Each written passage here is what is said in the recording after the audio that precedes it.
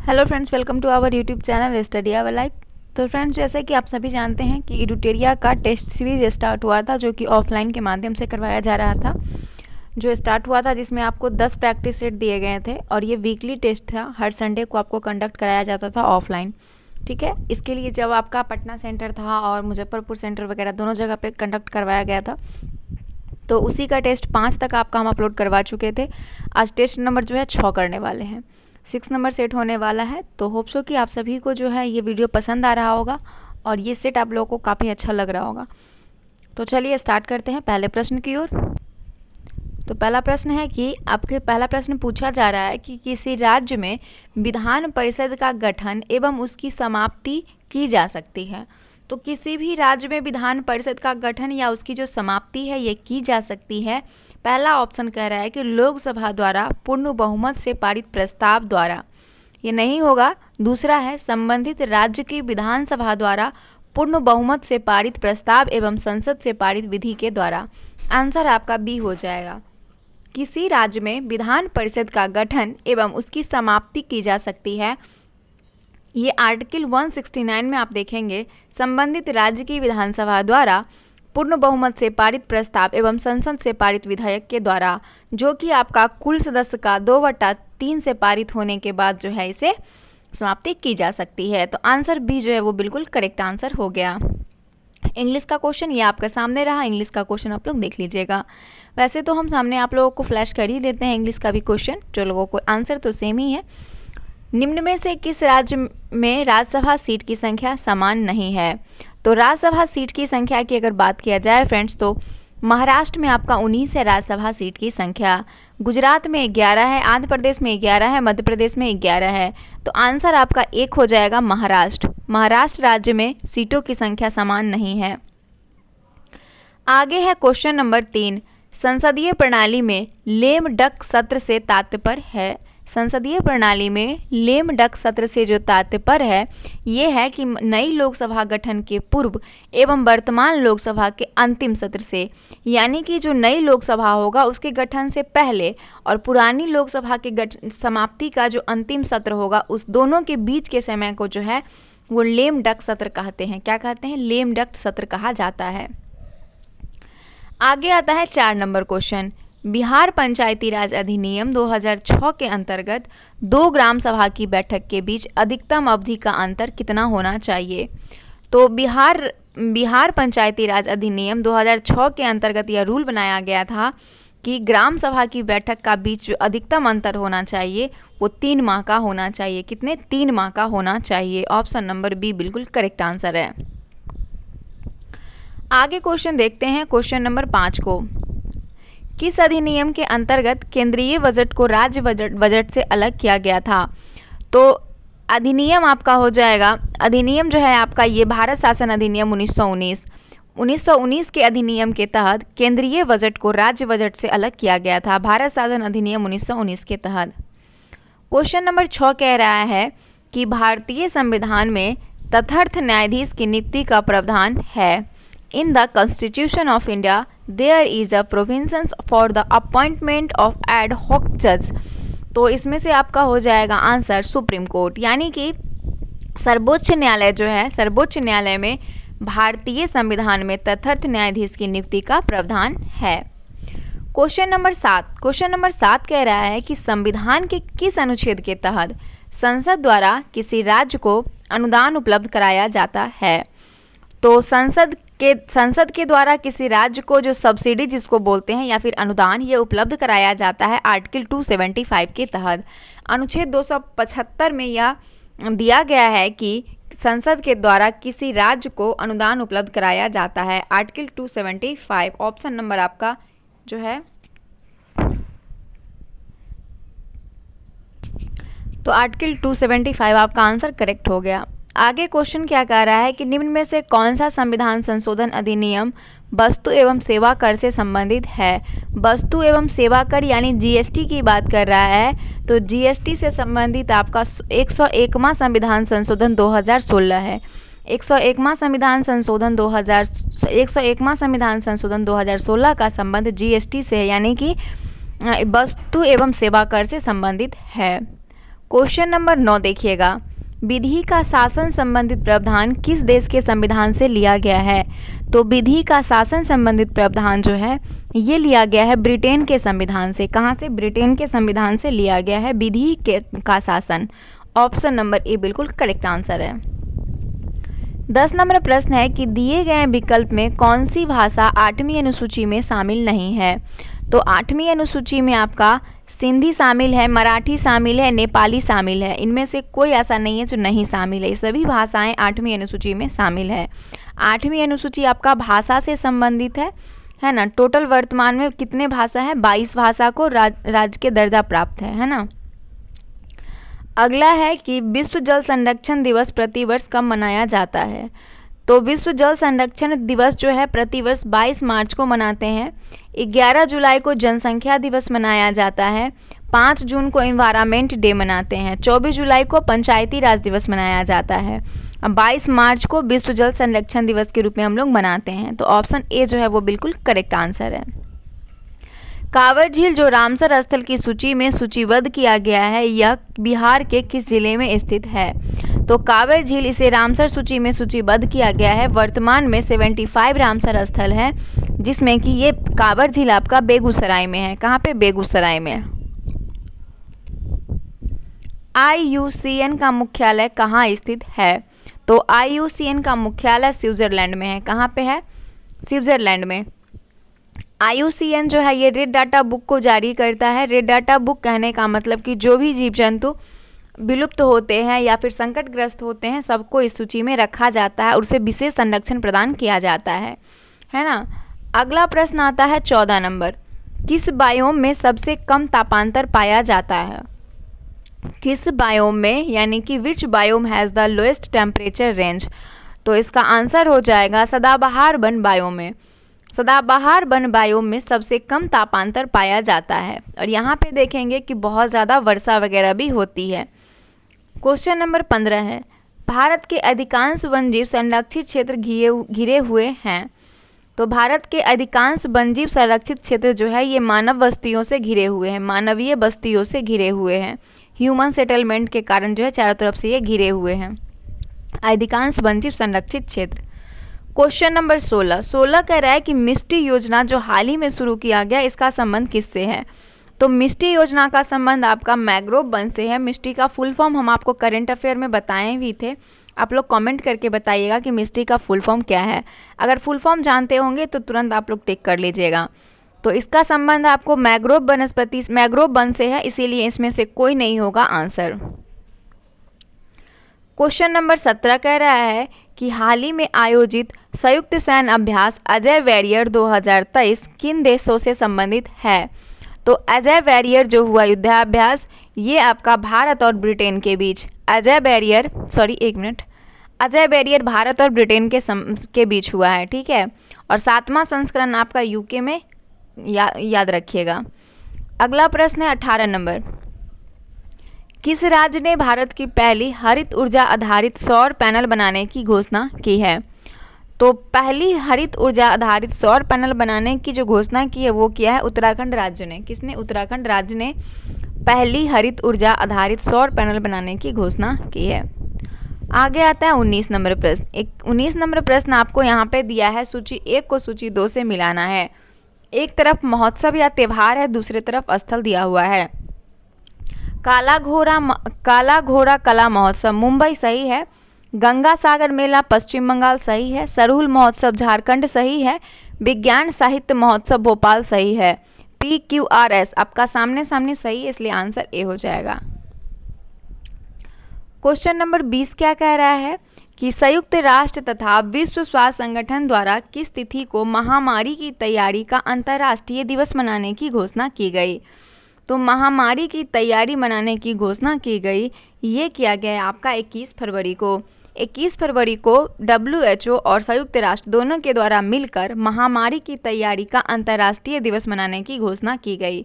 28 फरवरी को विज्ञान दिवस के रूप में मनाया जाता है, याद रखिएगा। और 27 दिसंबर को क्या मनाते हैं और 21 दिसंबर को कमेंट करके बताइएगा। अगला प्रश्न है 21 नंबर। अगला प्रश्न है कि अक्टूबर 2022 में आए शीतरंग चक्रवात का नामकरण किस देश द्वारा किया गया? तो शीतरंग चक्रवात की अगर बात किया जाए तो इसका नामकरण किया है थाईलैंड ने। शीतरंग चक्रवात का नामकरण किसने किया है? थाईलैंड ने किया है। अगला प्रश्न आता है क्वेश्चन नंबर 22। 17वीं भारत वन स्थिति रिपोर्ट 2021 के अनुसार सर्वाधिक वन आवरण प्रतिशत वाला राज्य है, तो वो राज्य हो जाएगा आपका ऑप्शन नंबर ए मिजोरम। 17वीं भारत वन स्थिति रिपोर्ट 2021 के अनुसार सर्वाधिक वन आवरण प्रतिशत वाला राज्य मिजोरम है। कौन है? मिजोरम। ऑप्शन नंबर ए बिल्कुल करेक्ट आंसर हो जाएगा। आगे है क्वेश्चन नंबर आपका अगला 23 नंबर। 23 नंबर क्वेश्चन कह रहा है कि पार्श्व गायिका लता मंगेशकर को भारत रत्न से कब सम्मानित किया गया? तो पार्श्व गायिका लता मंगेशकर को भारत रत्न दिया गया था, ये आपका दिया गया था 2001 में। 2001 में इन्हें भारत रत्न से सम्मानित किया गया था। आगे है कि वैश्विक आतंकवाद सूचकांक 2023 में भारत का स्थान कितना है? तो वैश्विक आतंकवाद सूचकांक में भारत का स्थान 13वां है। कौन से स्थान पे भारत है? भारत 13वें स्थान पे है। आगे है 32वें बिहारी पुरस्कार 2022 से किसे सम्मानित किया गया? तो 32वें बिहारी पुरस्कार 2022 से डॉक्टर माधव हारा को सम्मानित किया गया, जिनकी पुस्तक का नाम है पचरंग चोला पहन सखेरी, है ना। 32वें बिहारी पुरस्कार माधव हारा को दिया गया।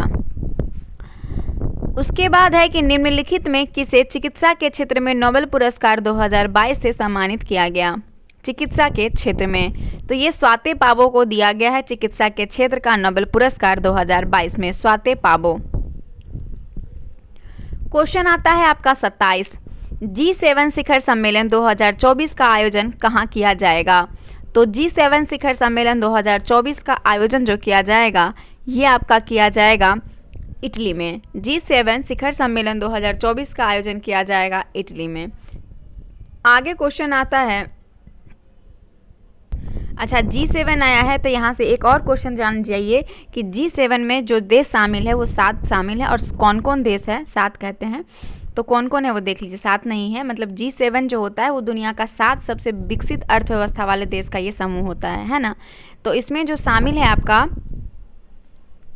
इसमें शामिल है बताते हैं। एक तो कनाडा शामिल है, इसमें कनाडा शामिल है। उसके बाद फ्रांस शामिल है, कनाडा हो गया, फ्रांस हो गया, जर्मनी हो गया, इटली हो गया। उसके बाद आपका हो जाएगा जापान, फिर शामिल है इसमें ब्रिटेन शामिल है, और एक है इसमें अमेरिका, यूएसए।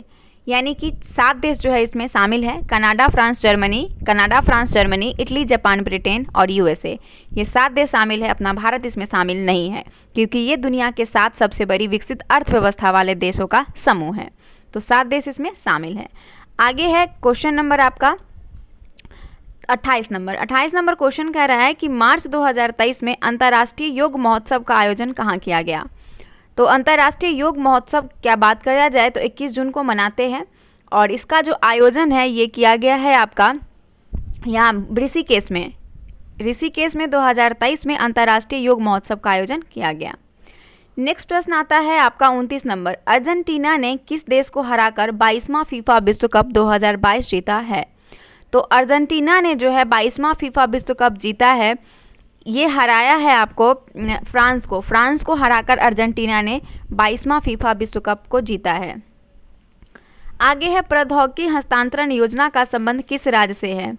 तो प्रौद्योगिकी हस्तांतरण योजना का संबंध हो जाएगा आपका ऑप्शन नंबर, इसका आंसर हो जाएगा ए, केरल से। प्रौद्योगिकी हस्तांतरण योजना का संबंध केरल राज्य से है। किससे? केरल राज्य से है।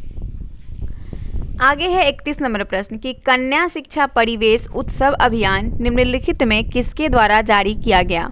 तो कन्या शिक्षा परिवेश उत्सव अभियान जो है इसे जारी किया गया है। इसे जारी किया गया है आपका, एक तो इनमें से एक मिनट थोड़ा सा, हाँ, तो दिया है कि कन्या शिक्षा परिवेश उत्सव अभियान निम्नलिखित में से किसके द्वारा जारी किया गया? तो ये जारी किया गया है आपका महिला एवं बाल विकास मंत्रालय द्वारा, शिक्षा मंत्रालय द्वारा, यूनिसेफ, इस तीनों ने मिलकर जो है इसे जारी किया है, इसलिए आंसर आपका डी हो जाएगा। नेक्स्ट क्वेश्चन आता है 32 नंबर। 32 नंबर क्वेश्चन है कि प्रसिद्ध पुस्तक विनिंग द इनर बैटल के लेखक कौन है? तो प्रसिद्ध पुस्तक विनिंग द इनर बैटल पुस्तक के लेखक हो जाएंगे वो है आपके सेन वॉटसन की पुस्तक है winning the inner battle. Question number 33, राष्ट्रीय सतत तटीय प्रबंधन केंद्र की पहली बैठक कहाँ आयोजित की गई? तो राष्ट्रीय सतत तटीय प्रबंधन केंद्र की पहली बैठक जो आयोजित की गई है ये नई दिल्ली में, कहाँ की गई? नई दिल्ली में की गई, ऑप्शन नंबर डी। नेक्स्ट प्रश्न आता है कि गणतंत्र दिवस पैरेड 2023 में कुल कितनी झांकियां प्रस्तुत की गई?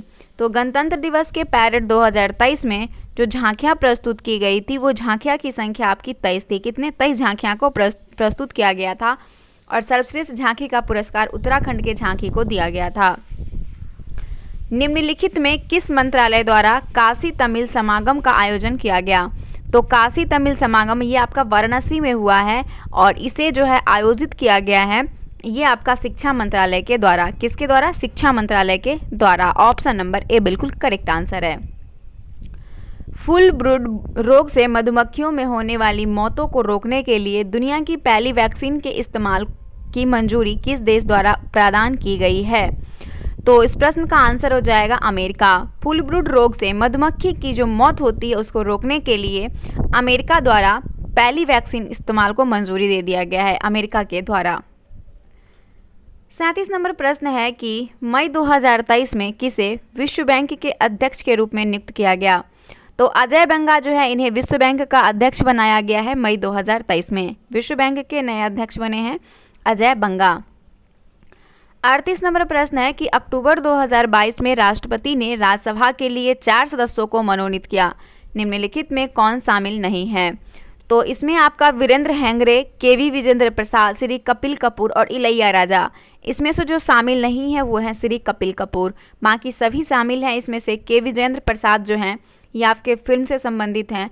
एक पीटी उषा भी है जो कि आपकी धावक है, वो भी शामिल है ना। इसमें से आपका श्री कपिल कपूर नहीं शामिल है। 3 व्यक्ति वीरेंद्र हेगड़े, केवी विजेंद्र प्रसाद, इलैया राजा और पीटी उषा ये चारों शामिल हैं। निम्नलिखित में से किस योजना की शुरुआत की घोषणा केंद्रीय बजट 2023-24 में की गई? तो केंद्रीय बजट 2023-24 में जो योजना की शुरुआत की गई है वो योजना है इसमें से ई न्यायालय परियोजना चरण 3, प्रधानमंत्री कौशल विकास योजना का 4.0, अमृत धरोहर स्कीम। इस तीनों को शुरू किया गया है केंद्रीय बजट 2023-24 में।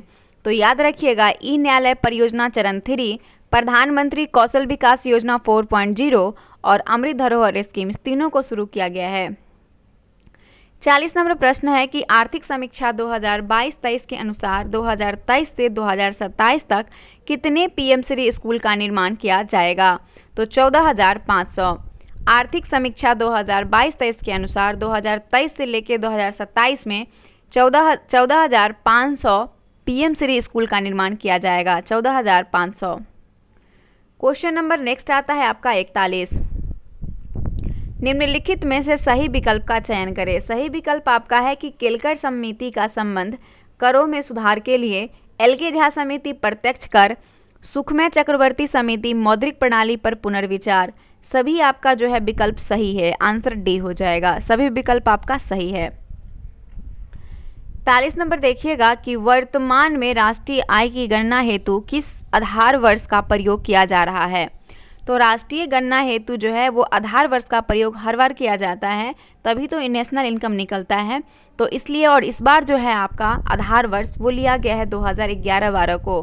2011-12 आपका आधार वर्ष है जिससे नेशनल इनकम को निकाला जाता है। आगे है कि भारतीय मुद्रा के प्रति चिन्ह रुपया को किस वर्ष अपनाया गया?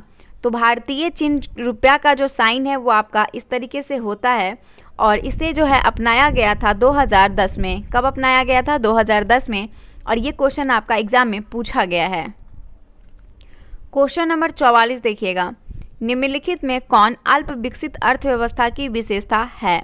तो अल्प विकसित अर्थव्यवस्था की विशेषता इसमें हो जाएगा प्रति व्यक्ति निम्न आय और दूसरा है प्राथमिक क्षेत्र में अधिक कार्यबल। ये दोनों जो है आपका एक और सी, ये आपका अल्प विकसित अर्थव्यवस्था की विशेषता है। एक और सी, ऑप्शन नंबर आपका करेक्ट हो जाएगा सी 44 का। आगे क्वेश्चन आता है 45 नंबर कि मिड डे मील योजना की शुरुआत किस पंचवर्षीय योजना के दौरान की गई थी?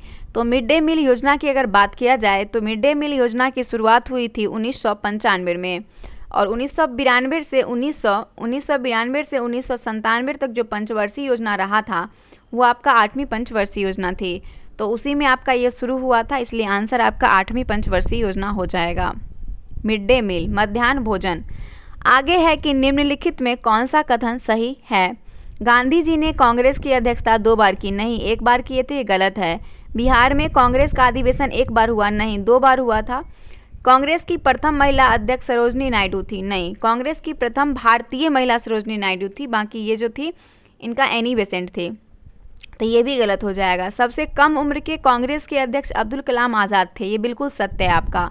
ये तीनों स्टेटमेंट आपका गलत है, बाकी ऑप्शन डी जो है वो 46 का बिल्कुल सत्य दिया हुआ है। क्वेश्चन नंबर है, संत कबीर निम्न में से किसके शिष्य थे। तो संत कबीर रामानंद के शिष्य थे, संत कबीर जो थे वो रामानंद के शिष्य थे। क्वेश्चन नंबर 48, भाषाई अखबार पर प्रतिबंध लगाने के उद्देश्य से ब्रिटिश सरकार द्वारा वर्नाकुलर प्रेस एक्ट को कब लागू किया गया था। तो वर्नाकुलर प्रेस एक्ट को 1878 में लागू किया गया था। अच्छा, वर्नाकुलर प्रेस एक्ट जो लागू हुआ था वो किस पत्रिका पे लागू हुआ था, ये आप लोग कमेंट करके बताएंगे, ठीक है। आगे है आपका क्वेश्चन नंबर 49, निम्नलिखित में कौन भारत का प्रथम मजदूर संगठन था। तो भारत का प्रथम मजदूर संगठन बॉम्बे मिल हैंड एसोसिएशन था। बॉम्बे मिल हैंड एसोसिएशन भारत का प्रथम मजदूर संगठन था। क्वेश्चन आता है आपका 50 नंबर कि किस घटना के बाद महात्मा गांधी ने असहयोग आंदोलन को अपनी हिमालय जैसी भूल बताई। तो चौरा चौरी कांड, चौरा चौरी कांड के बाद महात्मा गांधी ने असहयोग आंदोलन को अपनी हिमालय जैसी भूल बताई। क्यों बताई कि चौरा चौरी कांड जो हुआ था जिसमें बहुत सारे पुलिसकर्मी मारे गए थे, तो ये आपका 4 या 5 फरवरी, कहीं कहीं 4 भी है, कहीं कहीं 5 फरवरी दिखा गया है। तो 4 या 5 फरवरी 1922 को ये घटना हुई थी, और महात्मा गांधी उस समय असहयोग आंदोलन कर रहे थे। तो वहाँ से उन्होंने चौरा चौरी कांड के बारे में उन्होंने कहा कि ये हिमालय जैसी भूल है, ठीक है। तो ऑप्शन नंबर डी जो है वो बिल्कुल करेक्ट आंसर हो जाएगा।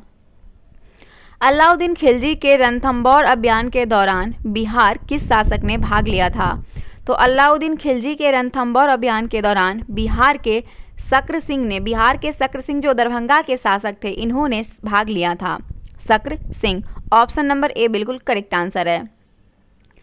अरुंडेल समिति का संबंध है। तो अरुंडेल समिति का संबंध हो जाएगा आपका विभाजित बंगाल को पुनः संयुक्त करने हेतु। विभाजित बंगाल को फिर से जोड़ने के लिए अरुंडेल समिति का संबंध किया गया था। 53 नंबर प्रश्न है कि जिसे अकबर द्वारा जगत गुरु की उपाधि प्रदान की गई थी वो कौन था। तो अकबर ने जगत गुरु की उपाधि दिया था हरविजय सूरी को। किसे दिया था? हरविजय सूरी को। अशोक के किस शिलालेख में पशु बलि की निंदा की गई है। तो पशु बलि की निंदा की गई है अशोक के प्रथम शिलालेख में, अशोक के प्रथम शिलालेख में। क्वेश्चन 55, किस जेल में जवाहरलाल नेहरू ने डिस्कवरी ऑफ इंडिया पुस्तक की रचना की। तो डिस्कवरी ऑफ इंडिया की रचना जवाहरलाल नेहरू ने जेल में ही किए थे, और वो जेल था आपका अहमदनगर जेल। अहमदनगर जेल से डिस्कवरी ऑफ इंडिया पुस्तक की रचना किए थे। Option number B. 56 नंबर प्रश्न है कि मोडी लिपि का प्रयोग पहली बार किसके लेखों में किया गया था। मोडी लिपि का प्रयोग सबसे पहली बार मराठों के लेखों में किया गया था। मराठों के लेखों में किया गया था मोडी लिपि का प्रयोग। मौर्य काल में प्रणय किस प्रकार का कर था। मौर्य काल में प्रणय जो था वो एक कर था, और वह कर आपका आपातकालीन कर से था। आपातकालीन यानी इमरजेंसी टैक्स से था, है ना। आगे है ऋग्वेद की कौन सी एकमात्र शाखा जो वर्तमान में भी उपलब्ध है। तो ऋग्वेद की एकमात्र शाखा जो वर्तमान में उपलब्ध है वो है साकल। साकल शाखा एकमात्र ऐसा शाखा है जो वर्तमान में भी उपलब्ध है।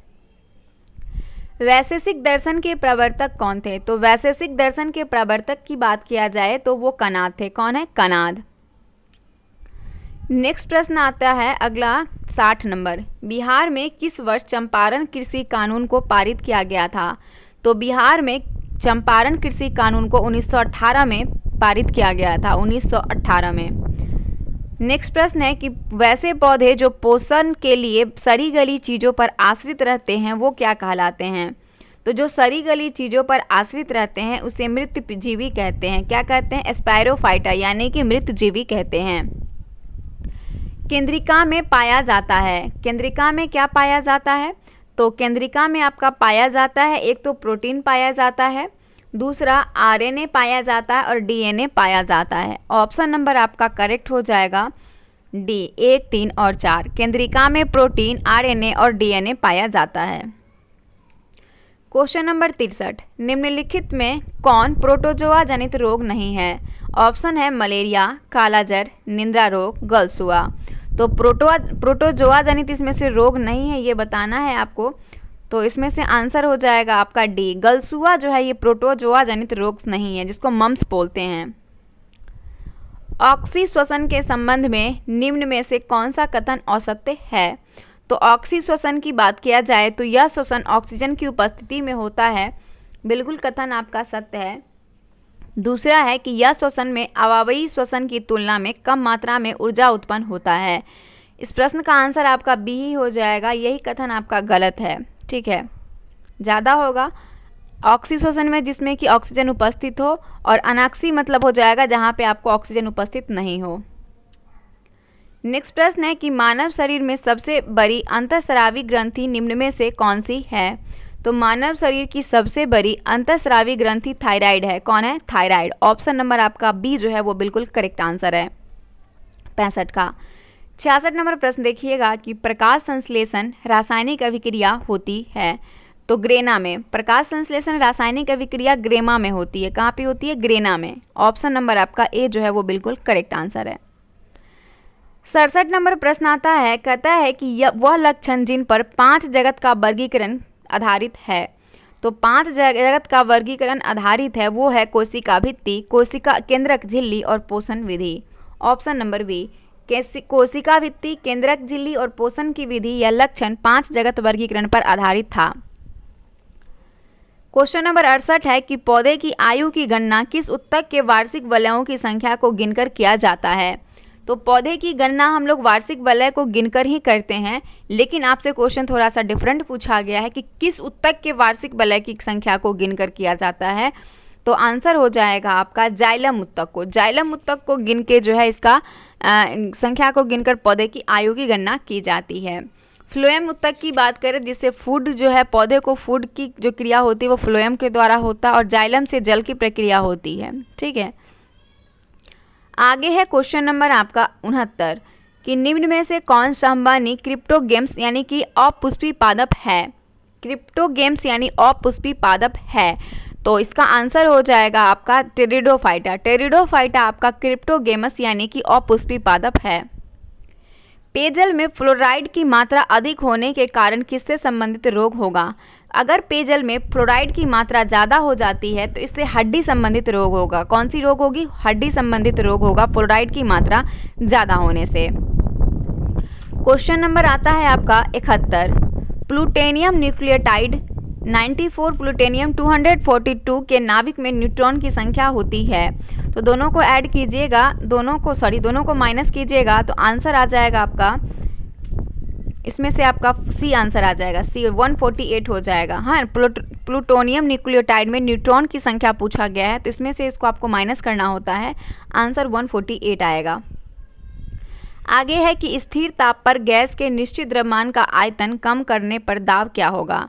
तो स्थिर यानी कि on reducing the value of fixed mass of a gas at constant temperature the pressure. तो इसमें हो जाएगा आपका आंसर, ये बढ़ जाएगा, है ना, बढ़ेगा। अगर स्थिर ताप पर गैस के निश्चित द्रव्यमान का आयतन अगर कम करते हैं तो दाब इसमें बढ़ेगा। दाब क्या होगा? बढ़ जाएगा। आगे है गैमोक्सिन, डीडीटी और ब्लीचिंग पाउडर में महत्वपूर्ण यौगिक है। तो गैमोक्सिन, डीडीटी और ब्लीचिंग पाउडर, इस तीनों में जो महत्वपूर्ण यौगिक है वो है आपका क्लोरीन। क्या है? Chlorine, Cl। अगला है रासायनिक परिवर्तन के लिए असत्य कथन है। यह उत्क्रमणीय परिवर्तन है, इसके साथ ऊर्जा में भी परिवर्तन होता है। यही आपका जो है यह उत्क्रमणीय परिवर्तन है, यही रासायनिक परिवर्तन के बारे में असत्य है। इसके साथ ऊर्जा में भी परिवर्तन होता है, ये सत्य है। पदार्थ का आंतरिक संगठन परिवर्तित होता है, नए उत्पाद का निर्माण होता है, ये तीनों आपका सत्य है, पहला गलत है। कैलेमाइन एक खनिज है जिसका रासायनिक सूत्र है, तो कैलेमाइन का रासायनिक सूत्र ZnCO3 हो जाएगा। आंसर डी में दिया हुआ है ZnCO3। यदि किसी वस्तु का वेग दुगुना कर दिया जाए तो उसकी गति दुर्जा हो जाएगी।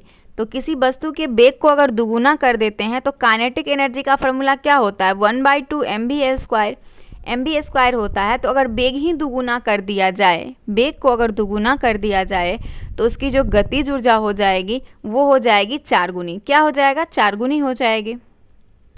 H2SO4 का परमाणुकता यानी कि एटोमोसिटी कितना होगा, तो सिंपल है कि H2 हाइड्रोजन कितना है, 2 दिया हुआ है, S का आपका 1 है और O4 ऑक्सीजन का कितना है, 4 है। तो जोड़ लीजिए कितना हो जाएगा, 4 2 6 1 7, 7 हो जाएगा। Option number D.